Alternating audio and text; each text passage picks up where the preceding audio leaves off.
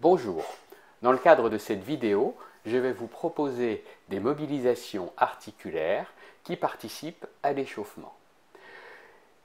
Cette vidéo et cet échauffement articulaire commencent au niveau du haut du corps et progressivement ira vers le bas du corps. Les mouvements vont donc commencer par des mouvements du cou, d'abord des mouvements de flexion et extension, ensuite des mouvements de rotation. Les vitesses sont lentes et les amplitudes, elles, plutôt importantes. Là encore, on veillera à ne pas se faire mal. Après la flexion et l'extension, l'échauffement articulaire se poursuit par des inclinaisons latérales où on sera attentif à ne pas élever les épaules lorsque l'épaule s'incline vers l'épaule. Vient ensuite un mouvement plus global où la tête roule sur les épaules. On parle d'une circumduction et on peut dès maintenant s'apercevoir que l'ensemble du corps réagit à ce mouvement du cou, ce qui permet de mettre en jeu un grand nombre d'articulations de la colonne vertébrale et des impacts jusqu'à nos appuis sur le sol. De profil, vous verrez mieux le déplacement de la tête d'avant en arrière, comme si le menton cherchait à glisser sur un plateau. On cherche à aller loin devant, c'est assez simple, et surtout à aller très loin vers l'arrière, ce qui est un peu moins spontané. Un autre mouvement qui part du menton, où le menton dessine des cercles de taille qui vont croissantes. Il s'agit donc à proprement parler d'une spirale.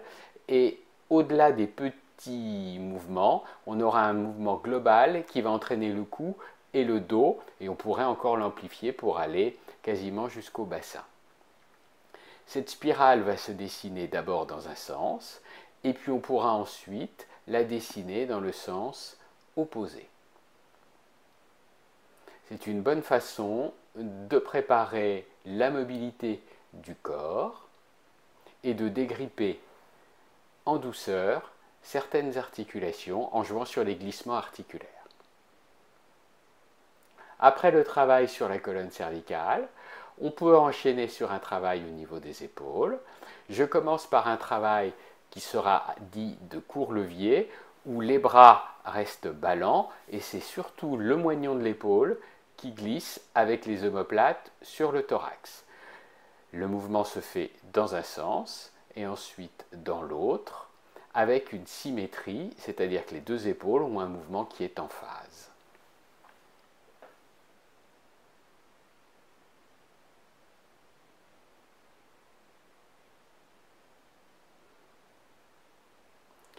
Cette fois, j'enroule vers l'avant puis vers l'arrière mes épaules, ce qui induit une fermeture, une flexion du tronc, puis une extension du tronc.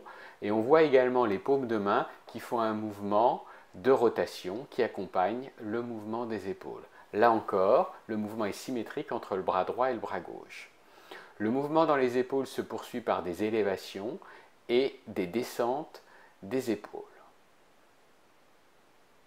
Toujours de façon symétrique entre le côté droit et le côté gauche.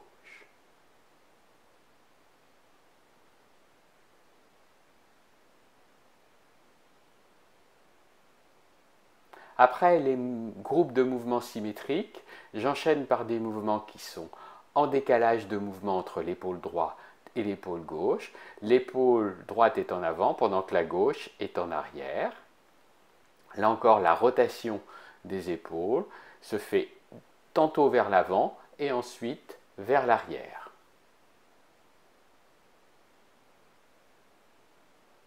La respiration reste bien sûr libre pendant ces mouvements. De la même façon, sur le décalage de temps entre l'épaule droite et l'épaule gauche, on fera un avancé d'une épaule pendant que l'autre recule. La tête reste orientée vers l'avant. Dans le même principe, on élève une épaule pendant que l'autre descend en faisant attention de ne pas trop incliner l'ensemble du tronc. Le mouvement doit pour le moment rester au niveau des épaules. Je fais un mouvement d'étirement global des bras que je vais redétailler. On va élever les bras qui prennent la position d'un chandelier, les paumes sont face à face, on écarte les poignets en extension, on tend progressivement les coudes et en maintenant cette tension, les épaules étant bien resserrées, on descend petit à petit les mains vers le long du corps. Attention, si ces mouvements génèrent des engourdissements ou des fourmis dans les mains, il ne faut pas trop forcer sur ce type de mouvement. Donc élévation des bras, les paumes face à face, extension des poignets, extension des coudes en essayant de ne pas trop remonter les coudes, épaules basses et petit à petit on cherche si possible à descendre les mains vers le corps. Toujours le mouvement des épaules, mais cette fois avec un levier un petit peu plus important. On va faire participer l'ensemble du bras, les coudes restent fléchis. Donc ce mouvement, la tête restant bien droite, cherche à ramener les cheveux vers l'arrière ou vers l'avant. Là encore, il y a un décalage de mouvement entre le bras droit et le bras gauche, même si le mouvement reste symétrique à droite et à gauche.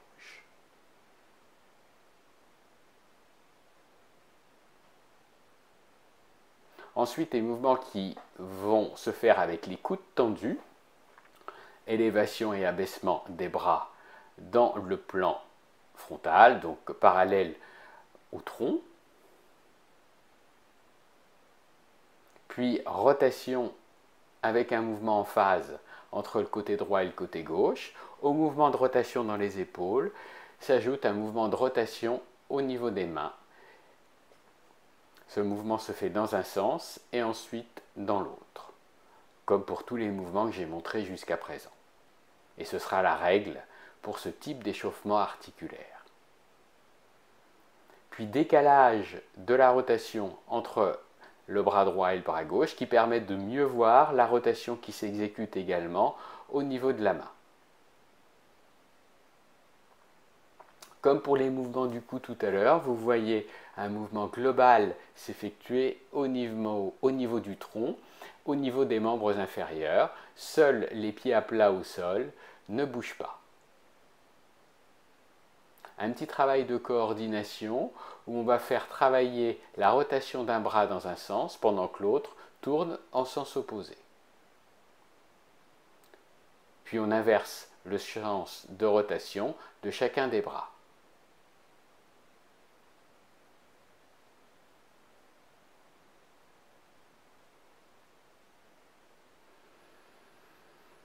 On passe à un travail plus analytique au niveau des coudes, où on exécute des flexions-extensions du coude en passant la main tantôt au-dessus, tantôt au-dessous de l'avant-bras du côté opposé.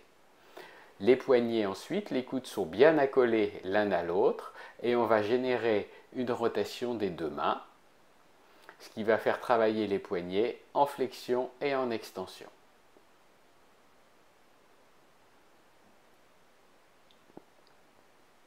Travaille toujours sur les coudes, de flexion-extension des coudes, vers l'avant, sur les côtés,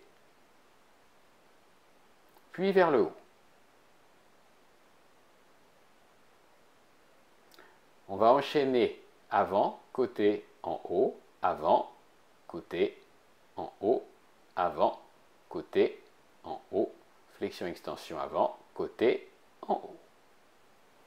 Puis on va décaler la flexion-extension du bras droit et du bras gauche vers l'avant, sur les côtés et vers le haut. Puis ces mouvements s'enchaînent devant, côté, en haut, devant, côté, en haut.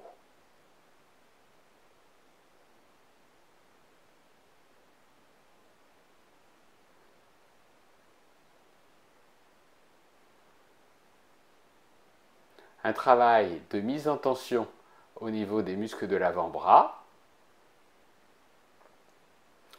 Le coude est tendu, le poignet est plié, le pouce est en bas et avec mon autre main, je fais un point fixe sur le poignet pendant que mon épaule va se projeter vers l'avant.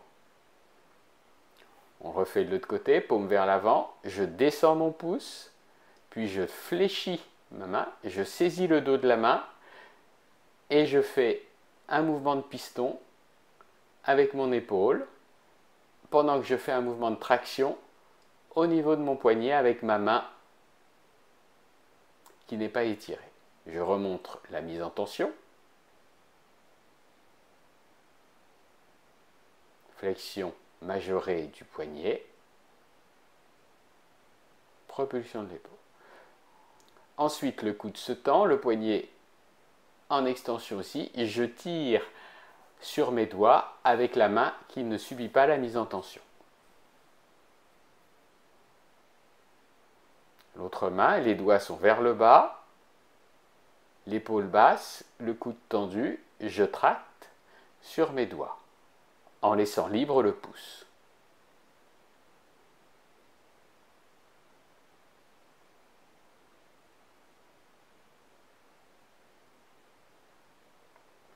Mise en tension du muscle triceps au niveau du bras.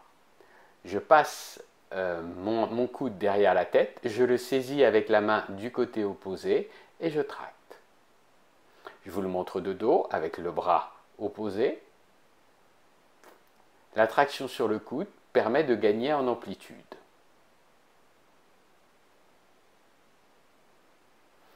Cette traction, on peut la faire simultanément avec le bras droit et le bras gauche et les paumes de main se croisent et donnent un appui pour étirer. Les coudes doivent être décollés du côté de la tête.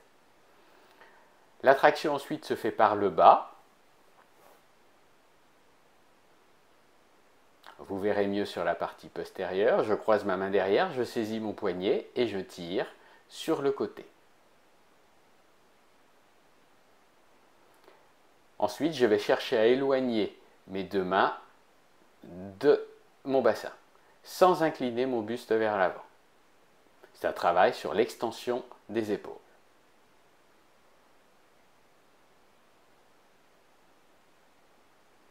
J'ajoute les deux exercices précédents en essayant de faire se tenir mes deux mains. L'une attrape vers le bas et l'autre passe vers le haut du corps. La main qui est en haut doit se décoller de la tête, si possible. La respiration reste libre.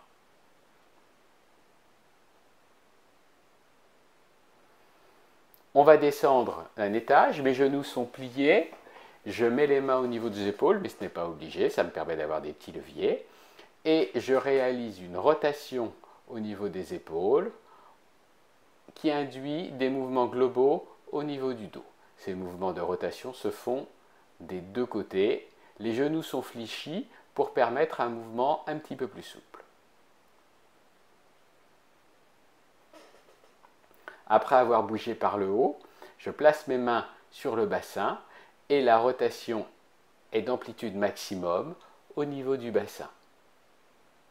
Là encore, j'ai une mobilisation très générale de mon organisme qui induit des mouvements au niveau des membres inférieurs et au niveau de ma colonne vertébrale.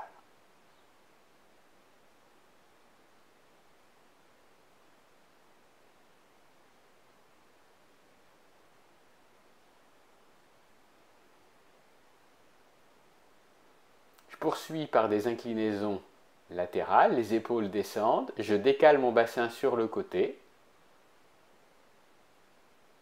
Ma main qui est sur la hanche peut pousser pour aller un petit peu plus loin. Un travail qui part un petit peu plus du haut du corps, où chaque main glisse sur le côté du membre inférieur en faisant une inclinaison marquée du tronc.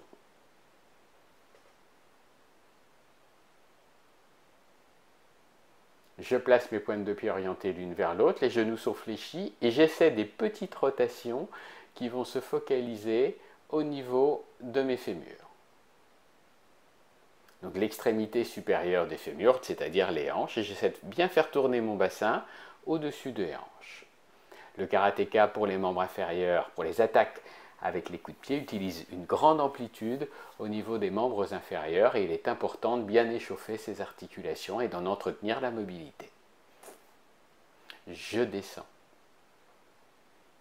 Après les épaules, là j'ai fixé mon bassin et ce sont les épaules qui bougent. J'essaie de ne pas bouger le bassin. Je vais libérer un petit peu le bassin, je vais un petit peu plus loin et j'essaie de peu bouger les genoux. J'en limite le mouvement.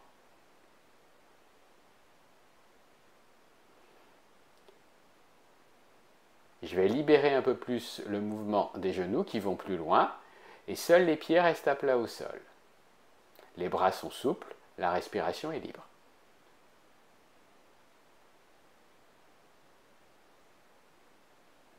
Je libère mon appui au sol et je décolle un talon à chaque mouvement, ce qui me permet d'avoir des amplitudes plus importantes de rotation du tronc.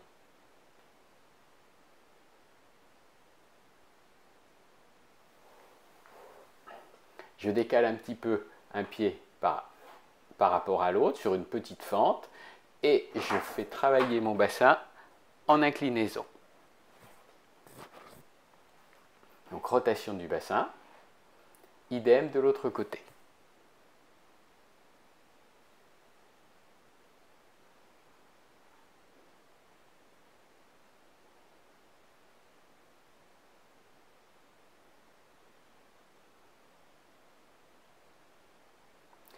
Je reprends un mouvement où le bassin travaille en rotation avec un mouvement dans le sens opposé au niveau des épaules.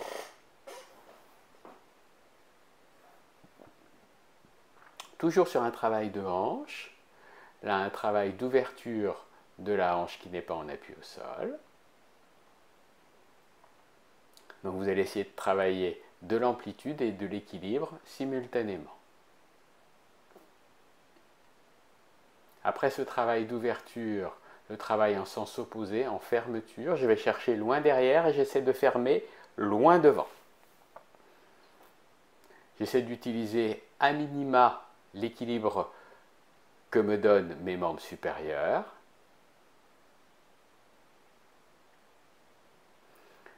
Mes mains se posent au-dessus du genou en laissant bien libre le déplacement des rotules. Et je fais tourner les deux genoux côte à côte. Comme à chaque fois, au bout de quelques cercles, j'inverse le sens de rotation.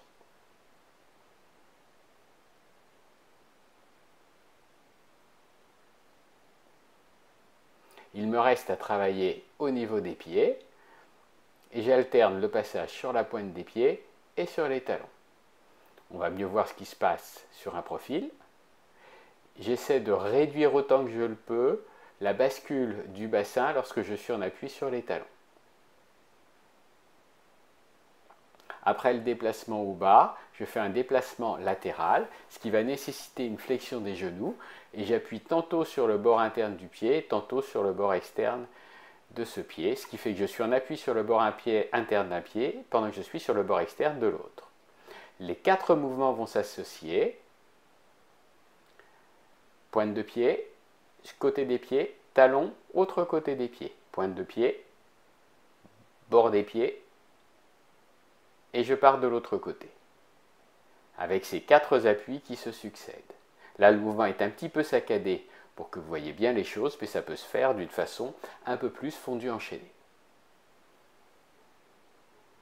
Voilà, ici se terminent ces mobilisations articulaires qui peuvent participer à un échauffement.